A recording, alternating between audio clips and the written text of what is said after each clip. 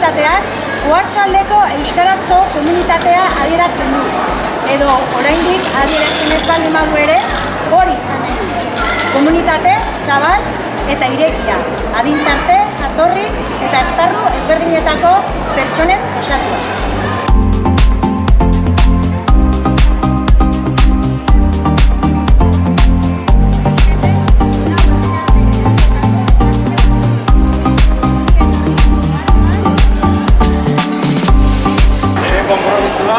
Nik euskaraz bizitzen jarraituko dut. Gazteleraz ari direnei euskaraz egin egin, baldin eta sumatzen badu, direla euskaraz komunikazioa. Hau bizi izango naiz.